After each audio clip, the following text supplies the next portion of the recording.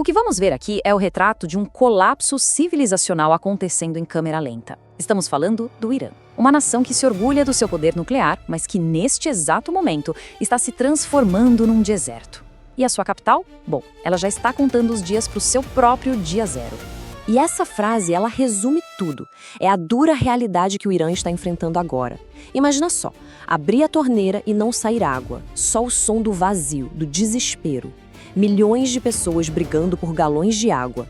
É um sinal muito claro de que a base de tudo, da vida moderna, está simplesmente desmoronando. A ironia aqui é brutal.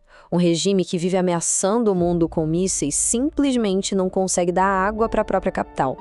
A coisa chegou a um ponto tão crítico que eles estão discutindo um plano que parece coisa de filme. Realocar a sede do poder, fugir da capital. Essa fuga da própria geografia mostra o tamanho do problema.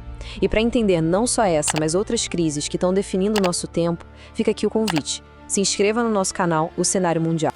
Então vamos lá. Para a gente entender a dimensão dessa falência nacional, a gente precisa ir até a cena do crime. E ela está bem aqui. Uma mancha branca gigantesca no mapa que um dia foi o Lago Urmia, nada menos que o maior do Oriente Médio. Olha essa comparação. O que era um patrimônio de 1 milhão de anos, um ecossistema que pulsava vida e equilibrava o clima da região inteira, hoje virou um dos maiores crimes ecológicos da história da humanidade. O que restou? 10 bilhões de toneladas de sal tóxico. É, basicamente, uma bomba relógio biológica. E a pergunta que fica é: quem secou o lago?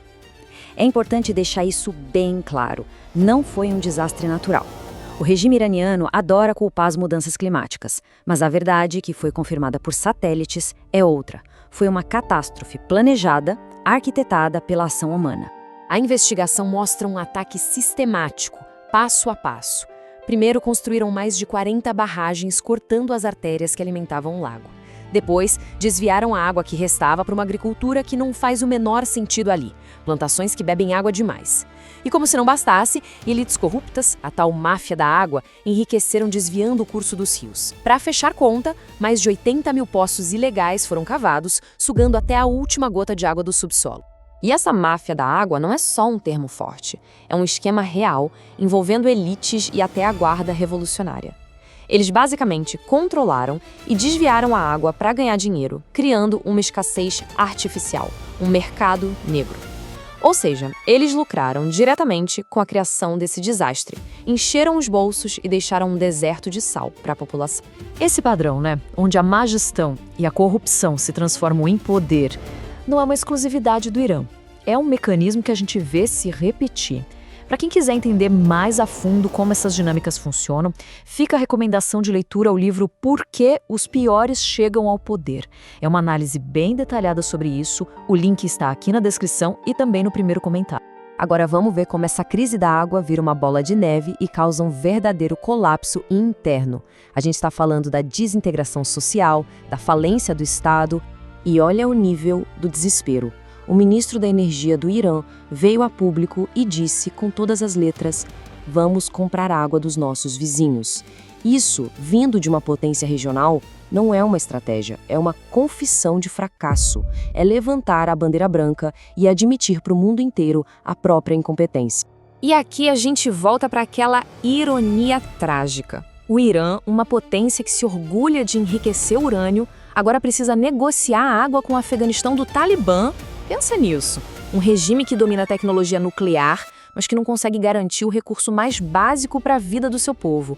É a imagem perfeita do colapso. E essa decisão de importar água marca o fim oficial daquele discurso de autossuficiência. Eles estão adotando o que chamam de importação de água virtual. É um nome chique para dizer o seguinte: desistimos da nossa agricultura para economizar a água. A consequência direta: a segurança alimentar do país agora depende totalmente de outras nações. Enquanto isso, nas ruas, a lei é a da selva. A água virou uma arma de controle. No mercado negro, a situação é absurda. 1 litro de água custa 10 vezes mais que 1 litro de gasolina. A água virou um artigo de luxo, mais valioso que petróleo. E os efeitos em cascata são simplesmente devastadores. Aquele deserto de sal que ficou no lugar do lago agora gera tsunamis de sal, tempestades tóxicas que causam doenças respiratórias, câncer. A confiança entre as pessoas acabou. Vizinhos roubam água uns dos outros. O campo está sendo abandonado, as aldeias virando cidades fantasma. E com a morte do lago, morre junto toda uma cultura, toda uma identidade local. Ok, até agora a gente viu o colapso interno. Mas o problema não para nas fronteiras do Irã. Essa crise está prestes a virar um problema geopolítico, uma ameaça que pode desestabilizar toda a região. Os especialistas estão falando em um número assustador: 15 milhões. Esse é o número potencial de refugiados climáticos, pessoas que podem ser forçadas a abandonar suas casas por causa dessa crise. A gente não está falando de um fluxo migratório comum, e sim de um deslocamento em massa, na escala de uma migração de povos da antiguidade. E para onde vão todas essas pessoas? Teherã, a capital, já está em crise. Então o destino mais provável são os países vizinhos, como a Turquia e o Azerbaijão.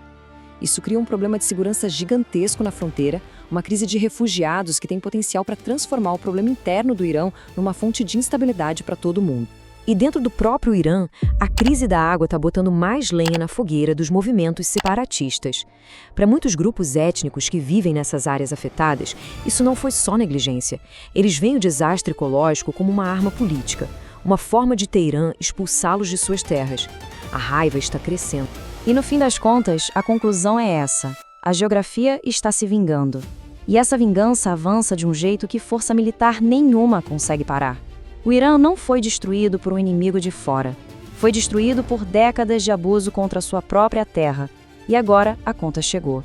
Então fica a pergunta: quando a geografia se vinga, que exército pode lutar contra ela? O regime iraniano está literalmente preso no deserto de sal que ele mesmo criou. Cada grão de areia que levanta daquele lago morto é um alerta, não só para o Irã, mas para o mundo todo. A lição é brutal e muito clara. A maior ameaça não veio de um míssil inimigo. Ela brotou de dentro, dos poços que eles mesmos cavaram.